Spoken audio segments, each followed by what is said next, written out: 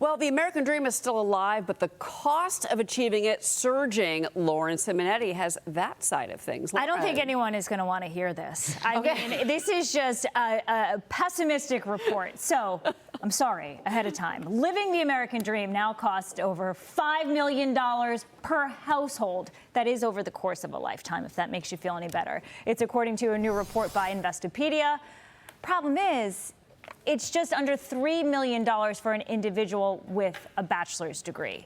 The outlet calculating the 8 pillars of a classic American middle-class aspiration, suggesting they put away more than $1 million for retirement. But look how much you're going to need for the other expenses, things like health care. Health care coming in at $414,000. Home ownership, raising 2 kids and paying for their college. Owning a car. Yearly vacations, what is that, $180K? Spending for pets, which is just about the same as spending on your own wedding.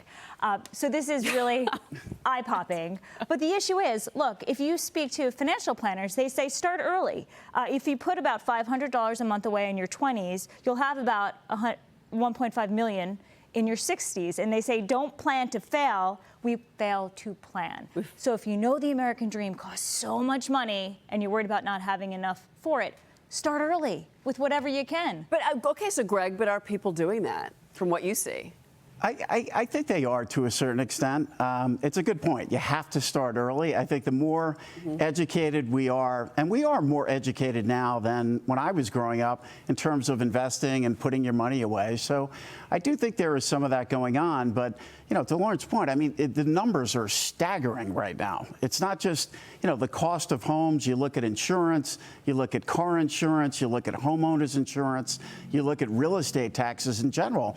It is very, it's very tough right now for a lot of people, especially the younger generation. Well, yeah. Right? Well, that's tough for your generation, though, Chris. So Yeah. you've been through that. You've talked about that. Well, and of course, when you're a hammer, everything looks like a nail. But ultimately, a lot of this is downstream from public policy. And so if we can get this permitting bill that we're working on in Washington done, at least to the housing side of things, we can start to solve these problems, because we've seen groups fight against new housing in dense urban areas using the National Environmental Policy Act, the Endangered Species Act. I know that we don't want to come out opposed to those kind of things, but that is going to be the most effective thing to help build supply, and it actually protects the environment, because new houses are cleaner, they're more efficient, and it keeps housing from having to sprawl into our beautiful natural environment. Yeah. And both of those are environmental wins. That's the EPA, and that is Lee 100%. Zeldin. Right, yeah. But I'm glad that you're bringing up federal ways, because you have to figure out how to deal with some of these stupid ordinances at the local level. Totally. But by the way, thank you for mentioning pets.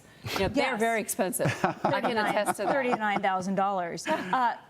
To put a number on cars, $900,000 for cars over the course of a lifetime. And I think, and you might feel like this as a millennial, some of this is just, it just seems impossible that people give up and they say, I'm just going to fly by the seat of my pants and not worry about these bills and just pay what I can, because it's scary to a lot of people. You hear from millennials and Gen Z that they think this is all going to collapse. There's not going to be a future waiting for them, and so they're not even worried about this stuff. So it's encouraging hearing what you were saying, that you think people are doing a good job, but the sentiment I hear from my friends and folks a little bit younger than me is quite a bit more pessimistic. I gotta say, I gotta give a little bit of a shout out to Gen Z, and I know that I've been harsh on that. As a Gen Xer, I've been tough on that generation. I was yelling about them on Fox and Friends first earlier, but at the same time, they are really savvy traders, because they grew up in the pandemic meme generation, GameStop, Robinhood, and they are actually really great stock market traders. And they're more inclined to have a trading account than having a down payment for a home. They value that more. They would, that's what they're doing. So, okay. All right. Lauren, thank you so much. Very interesting. All right, let's get a look at your forecast across America. Fox weather meteorologist Britta Merwin joins us now with